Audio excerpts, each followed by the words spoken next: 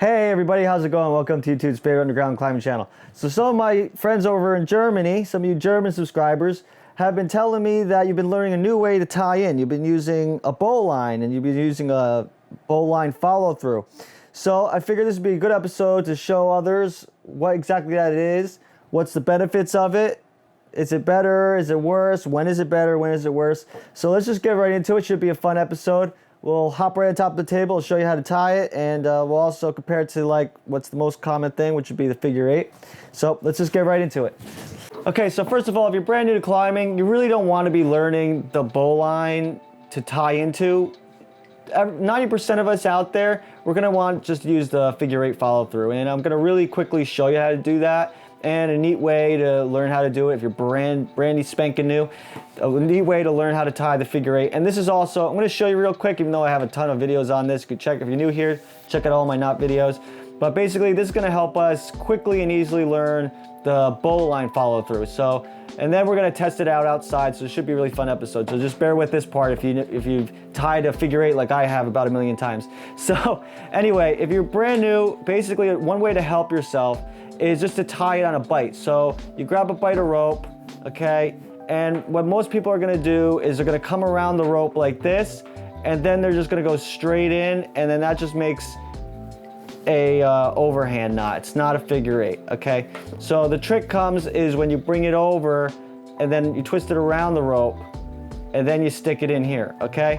Now, once you basically got the simple task of just creating the figure eight on a bite, we can now reverse engineer it and learn how to do the follow through.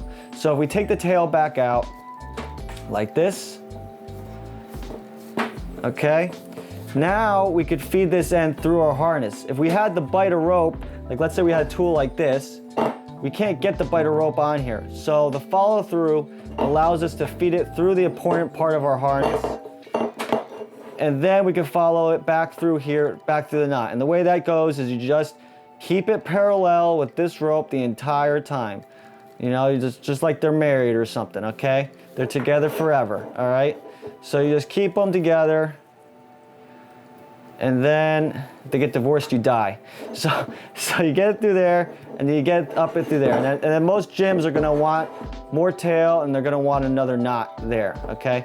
So another way to figure out how much rope length you need and everything like that and get used to it is actually just to create it on a bite real quick, tie a little knot, that way it's easy, and then reverse engineer it and you'll have the exact right length. And then after a while you get so used to tying it, knowing the exact length that it's like second nature. Okay, so that's the figure eight knot, okay?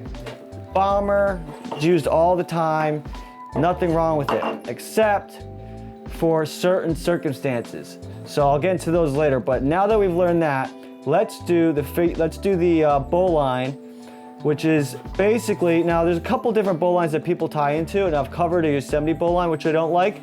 Out of all the bowlines used to tie into the harness, this is actually the one I like the most. So what you're gonna do is you're gonna grab a bite of rope, like that. So we got a big bite of rope over here, the tail way up there. Now, the way you make a bowline is you make a little loop, and we need to capture this standing end over here, all right? And we want a loop to pull this into there, okay? So what we do is you either go in this way or you go in this way. And one way you mess up, one way you don't, okay? So if you stuck it in this way, and then you flip this part over to capture the whole thing, okay, this is basically a bowline on a bite. That's what the bowline follow through knot is, basically just a bowline on a bite, which is a really good knot if you want to just put a bowline in the middle of a line and then haul on it with something. It's a really good knot just to throw because it comes undone really easily, and that's the whole point of a bowline, is because even when it's weighted a lot, you can get it undone real well. That's the benefit of it. So let's see if we come back around this way and capture the whole thing. Like that, we can see we've come the wrong way, okay? And then when we pull this, it doesn't pull the end into the loop, you see? So what we wanna do, and my rule of thumb is bow before you're king. And the way I always know how to do it is I look at this standing end and I always come in the same side that the standing end's on. So here's the standing end, right? We're gonna come into that hole, that same hole that the standing end is laying on top of. So if it's over on this side, I'm coming in through this hole. And if it's over on this side, I'm coming in through this hole. So I'm basically coming in the same way that the standing end's on. So that would be this side. So we're gonna come down, right? Here's our loop. We got another loop coming through here. Now we're gonna pull everything through there like this. We're just gonna turn this over like that. And we're gonna pull that tight. There, now if you want a proper German knot, you gotta make sure you make it good and tight. So really tighten it up. Okay, perfect. Now we've basically made the bowline follow through, and we can do the same thing we just did with the figure eight, and we can reverse engineer it. So let's do that. We'll take the bowline follow through, we'll grab the end, which is right here, and we'll just do this. We'll go backwards. Just like that. Do, do, do, do. Okay, so now once you do that a bunch of times, you're gonna learn how to do it, okay? So let's say we have our harness over here again, and we're gonna feed it through here, right? And then we're gonna stick it through the same end that this standing end's on. We're gonna stick it through there, just like so. And then we're gonna pull all that slack in. It's good to have your harness right up against the knot, not a huge loop that's dangling down. So you wanna get that right about there. And since we reverse engineered the whole thing, we have the correct amount of slack to practice with. So now we come around a rope, and we just all we did is we just made a bowline already. So we've made the bowline. Now, all we have to do is do a follow through. So we're just gonna, just like the figure eight, we're gonna keep these two married. We're just gonna follow this through just like that. And we're just gonna keep on following it through. Just go the same exact way. Just like so. Come around and straight up through here. Now, let me show you another little trick. If you want to keep this another way to secure it, like I said, tying a double fisherman or something like that up here with the figure eight. With this, you can also back it up through here. You just stick it right back down through there. I don't think it matters if you go around the rope or not, but basically you come down through here like this. You got a little extra tail or whatever, and then make it good and tight.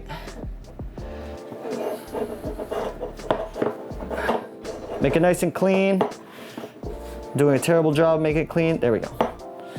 It's hard to look to the camera and do it at the same time. All right. So there we go. So we just came down just to lock this tail off a little bit more so it's not out in space. And that is the bowline follow through. So I hope I did that simply enough and you learned how to do that. Now let's get outside and let's do some tests, and I'll show you why you'd want to choose this over figure eight. Normally, I'd always choose a figure eight. One of the other reasons for that is figure eight, super easy to look at and inspect. If you do this, first of all, if you do this at a climbing gym, they're just gonna look at you weird. They're not gonna know what you're doing. They're just gonna think you tie a figure eight incorrectly. So you wouldn't be able to pull this off in a climbing gym anyway, but normally, as you see, if you do it correctly and you know how to do it, it's pretty simple to tie. But other people, they're not gonna be able to know what the hell's going on here. They're not gonna be able to inspect it. So if you mess something up and you made an error somewhere, the buddy system, which is where someone's gonna check your harness and look and see if your knot's untied, they're not gonna know. So you're gonna need be climbing with somebody that can check it, and that's not always possible, especially if you're at a climbing gym. So that's my point there. So let's get outside and do some tests. Okay, ladies and gentlemen, on this corner, we have the bowline follow through, and on this corner, we have the figure eight. Now, it'd be wiser of me to actually use a soft shackle instead of that, because if this thing breaks, it can go flying into my truck. But anyway, let's give this a good old pull test and see. Let's learn something.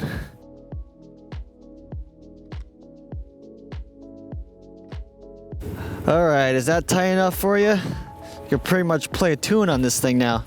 So let's take it off and see what it's like now. Let's take this end off the shackle over here. Remind me to get this rope off the tree. Make sure you comment down below and remind me to get that off the tree. Let's grab this right off here and let's go see what it's like untying these now. Okay, so here are the 2 knots right off my extremely overpriced rope pulling machine. So let's see what it's like untying these 2, but let's up the ante a little bit. Let's see what it's like untying these 2 after I kept my hands in a bucket of freezing cold ice for a little bit.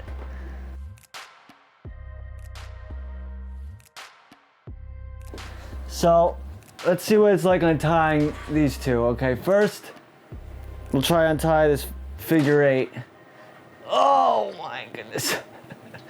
Now, the way you want to try and untie figure 8 is you want to, if it's really tight, if you could bend this loop over here.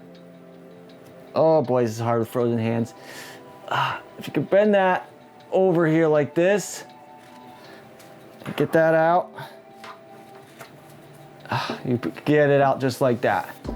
Oh boy, now let's see what it's like for the bowline. With the bowline, you just grab this end, pull it up, and that usually loosens everything. Look, now the whole thing is already loose. So you can see that it doesn't take much strength to get the bowline undone. Now this is why this thing shines, and this is why I would recommend it. If you're doing some alpine climbing in the snow and it's super cold outside, if you want to be able to get your knot undone, you're going to want to use knots that you could get undone with gloves on, or if your hands are even frozen. So let's say like things, instead of an overhand knot, you'd rather tie a butterfly knot, and I have videos on that. So that's about it. This actually, I'm pretty impressed with myself that I got that undone as easy as it is. But anyway, 90% of you guys that are going to be top roping, all you need to do is a figure 8. You're not going to get it as tight as a truck pulling on it. You're not going to be taking whippers on it if you're top roping at the gym.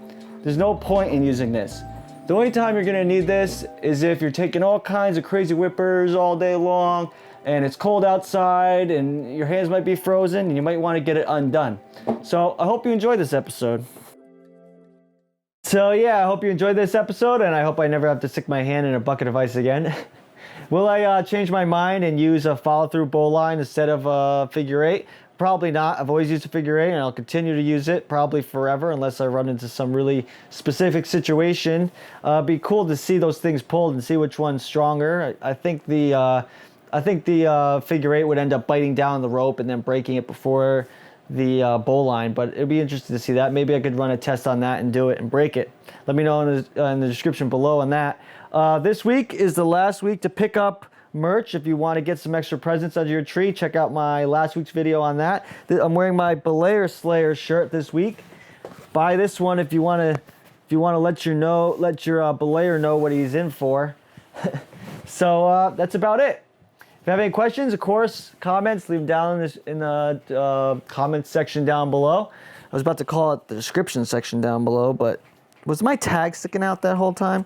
Oh well, whatever. We've gone too far now. So if you like this, subscribe and comment. Join the Discord if you have any questions that you want to get answered immediately, or now it's tickling me, or you have something that you want to ask. There's like basically a forum there of us guys that we could answer anything you got. I can't talk. Any philosophical. Any philosophical questions you could ask over there, and we could talk about it for days. So join the Discord over there, and you can check out my Instagram if you like lifestyle stuff. So Josh Perry, climbing out of here.